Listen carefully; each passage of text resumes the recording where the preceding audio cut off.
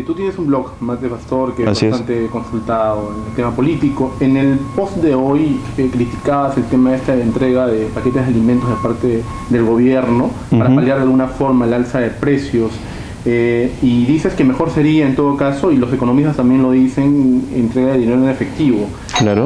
Pero esto a su vez también de alguna forma causa tu misma suspicacia a que se pueda estar jugando con las expectativas de los más pobres, ¿no? Pero eso también no sería una política como la que nació de ustedes en 2005 conjunto. Juntos es un programa exitoso que no es un invento del gobierno de Alejandro Toledo. Juntos es un producto nacido en el Banco Interamericano y en el Banco Mundial, y que es un préstamo condicionado. ¿Qué significa un préstamo condicionado? Yo te doy dinero, pero para que lo gastes en salud o en educación. Entonces, cuando se intenta dar dinero sin exigir nada a cambio, allí puede haber un problema de clientelismo. Y ese programa funciona exitosamente en México, en Brasil, en Ecuador, en Bolivia. Cuando nosotros decimos no a las bolsas de alimentos es por varias razones. En primer lugar, para repartir alimentos primero hay que comprarlos. ¿A quién se le está comprando? A los mismos señores que subieron los precios exorbitantemente en el caso del CIS, que una bolsa pequeña costaba 5 o 6 veces más.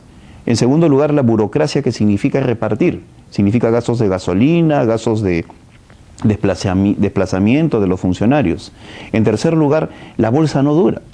La misma gente el día de hoy en la mañana en una radio ha dicho, esta bolsa es para un día, 2 días. En cuarto lugar, eso puede servir para que la gente lo venda. En lugar de consumirlo, se juntan varias madres y lo venden y se generan grandes mafias. Eso simplemente no funciona. Y por otro lado es indigno. Sin embargo, cuando se da dinero debidamente empadronado a sectores verdaderamente de pobreza y se les condiciona el dinero, se les dice, se les da, pero gástenlo en esto, se genera un círculo virtuoso para derrotar a la pobreza. Eso el gobierno no lo está haciendo. ¿Y qué demuestra? Demuestra en primer lugar que lamentablemente no tienen las cosas claras, no tienen objetivos. El presidente dice, repartamos alimentos, reparten alimentos. El propio presidente luego dice, vamos a dar dinero, cambian a dinero. Porque esto del reparto de alimentos no lo dijo la señora Pinilla, lo dijo el presidente García y lo dijo el señor Luis Carranza. Y luego cambian de política porque simplemente reciben la respuesta negativa de la población. Entonces este gobierno lamentablemente no tiene capacidad gerencial, lamentablemente no tiene capacidad de gestión, lamentablemente no tiene objetivos claros, lamentablemente todavía marcha a la deriva. ¿Y eso qué está generando? Está generando grandes costos presupuestales que lamentablemente cada vez nos vuelven más pobres. Ante la andanada de críticas, el cúmulo de críticas de parte de miembros del gobierno primero ante la gestión del expresidente Toledo y del partido Perú Posible, son pocos los líderes que salen a responder, entre ellos estás tú básicamente. ¿Esto responde a una política o una estrategia política, perdón, de tu partido? No es así. O sea, yo creo que hay mucho de generosidad de parte de ustedes, los medios de comunicación, de tener un cierto nivel de preferencia por Carlos Brus, Carlos Ferrero o el que habla. En todo caso, supongo que habrá sido porque tenemos cargos ministeriales, pero los tres a su vez pertenecemos a la comisión política y en su momento hemos sido voceros del partido. En mi partido hay una política completamente abierta de respuesta ante cualquier andanada de críticas de parte del partido de gobierno, pero sí quiero que quede algo absolutamente claro. Nosotros nos inscribimos dentro del esquema de partido de oposición. Nosotros no hacemos una oposición selectiva como unidad nacional, que al final es algo ambiguo. Nosotros hemos sido votados por la opinión pública en términos de ser un partido de oposición. Tenemos mucho que cuidar, dejamos el país en marcha y no podemos permitir que este se deteriore. De allí la animadversión del APRA hacia Perú Posible, ¿no? Que permanentemente está hostigándolo, señalándolo, pero bienvenido al hostigamiento y bienvenido a la señalación, porque permanentemente gracias a ello nosotros podemos responderles y demostrar que sí había gestión durante el mandato de Alejandro Toledo, cosa que hoy está completamente ausente de la administración pública. Están destapando varios casos de corrupción dentro del Estado, ahorita dentro del gobierno, ¿no? Y nos hace acordar un poco de suspicacia los casos también de nepotismo, abuso de autoridad y demás los manejos que hubo en el toledismo. De repente, por ahí, bueno, ¿qué nos tienes que comentar? Lo primero, ¿qué funcionario público del actual gobierno está detenido? Alejandro Toledo no dudó en iniciar juicios contra sus propios hermanos y no dudó tampoco en separar a funcionarios de primer nivel. En estos momentos lo único que hay es simplemente desviar la atención. ¿Qué ha pasado con la señora Tula Benítez?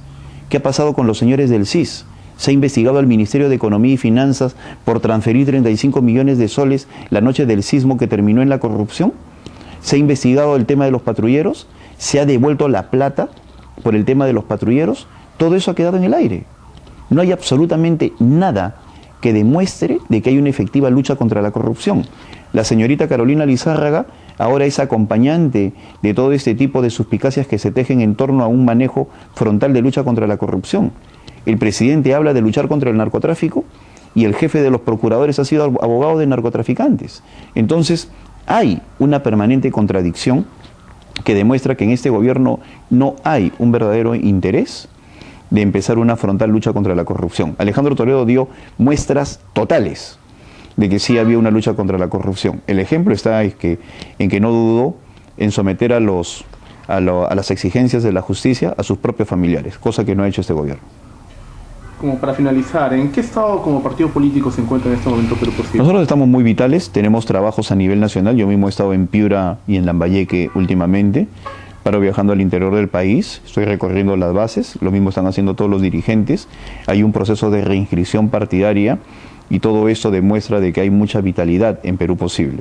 Y por otro lado, el cariño y el afecto de la población cuando hace el ejercicio comparativo, el desastre del hoy contra la bonanza del ayer, la tranquilidad económica que existía en el pasado inmediato cuando estaba Alejandro Toledo al frente del Estado. Entonces son cosas que nos congratulan y que nos obligan a convertirnos en una verdadera alternativa política para el 2011. El hijo del premier del Castillo, Miguel Castillo, que estuvo metido en este caso con RBC, ha renunciado a esta asesoría empresarial para dedicarse a la política. Así también está perfilándose muy bien la congresista Luciana León, como que la propuesta por cuadros jóvenes. ¿Perú Posible está en lo mismo? Bueno, nosotros también, pero no con esa categoría moral, ¿no? En nuestro caso sí apostamos por cuadros jóvenes, pero completamente éticos. La moral y la ética es fundamental para el ejercicio de la cosa pública. Si en estos momentos hay un recambio generacional con gente cuestionada que utiliza sus vínculos con el poder para hacer negocios, no necesitamos ese tipo de políticos. Si ese va a ser el recambio generacional, el Perú no tiene futuro. Es el momento en el cual los jóvenes hagan política, pero jóvenes con amor al país en primer lugar, con visión de país en segundo lugar y que se capaciten para servir al país en tercer lugar. Pero jóvenes que creen que llegar al poder es simplemente beneficiarse a sí mismos o utilizar sus contactos para hacer grandes negocios, ese tipo de jóvenes el Perú no necesita. Ese es el tipo de políticos que le ha hecho muchísimo daño al país. Conjunto de lobistas que se maquilla de políticos para ejercer un cargo público. Ese tipo de políticos es el que le hace daño a nuestro país y es algo que tenemos que desterrar. Bien harían los partidos políticos en seleccionar bien a aquellos que los van a representar, porque de lo contrario va a haber nuevas caras con viejas mañas y eso no necesitamos.